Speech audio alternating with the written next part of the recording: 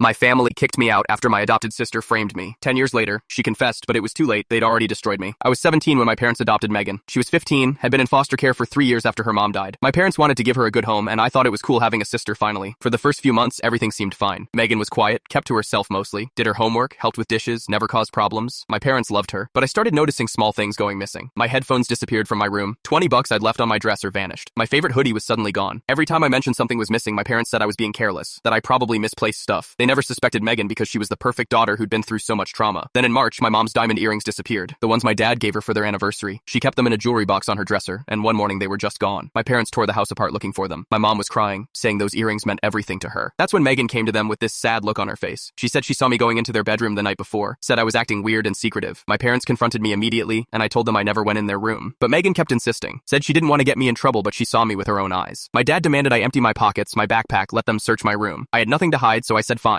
We went to my room, and my dad started going through my drawers. That's when he found the earrings hidden inside a sock in the back of my drawer. I froze. I had no idea how they got there. I tried explaining that someone must have planted them, but my parents weren't listening. My mom was crying harder now, saying she couldn't believe I'd steal from her. My dad was yelling about trust and family values. Megan was standing in the doorway looking concerned, but I swear I saw something else in her eyes. They grounded me for 2 months. Took away my phone, my laptop, everything. But it got worse. A week later, my dad's wallet went missing. He found it in my closet the next day with all the cash gone. Then my mom's prescription pills disappeared and turned up in my gym bag. Every time something went missing, it magically appeared in my room. My parents were convinced I was stealing and hiding stuff. They thought I had some kind of problem. They made me see a therapist who specialized in troubled teens. I kept telling everyone I wasn't doing it, but nobody believed me. Even my friends at school heard about it because my parents told their parents. People started looking at me differently. The final straw came when my dad's laptop disappeared. It had all his work files on it, years of important documents. He was furious. That laptop showed up under my bed 2 days later, and my dad completely lost it. He told me I had 1 week to pack my stuff and get out. Said I was 18 in 3 months anyway, so I could figure out life on my own. My mom just stood there crying, not defending me at all. Megan hugged my mom and said she was sorry this was happening to their family. I left that night with one suitcase and crashed on my friend Devin's couch. Never even made it to my 18th birthday at home. I spent the next 10 years barely surviving. Worked awful jobs, lived in terrible apartments, struggled with depression because my own family gave up on me. I tried calling my parents a few times in the first year, but they never answered. Last month, my phone rang from an unknown number. It was Megan. She was crying, saying she needed to tell me something. She confessed everything. How she planted all that stuff in my room, how she stole from our parents and framed me because she wanted to be the only child. She said the guilt was eating her alive, and she finally told our parents the truth. My parents wanted to see me, to apologize, to make things right, but I just hung up. 2 days later, my dad showed up at my apartment. He was older, grayer, crying before he even got through the door. He kept saying he was sorry, that he should have believed me. My mom sent letters, long ones, explaining how much they regretted everything, how Megan had a breakdown and admitted to years of manipulation, how they wanted me back in their lives. But here's the thing, I spent a decade rebuilding myself from nothing. I have a life now, a job I worked hard for, friends who actually believed in me. I don't need parents who threw me away the second things got hard. I told my dad to leave and never come back. Changed my number the same day. Some things you just can't fix.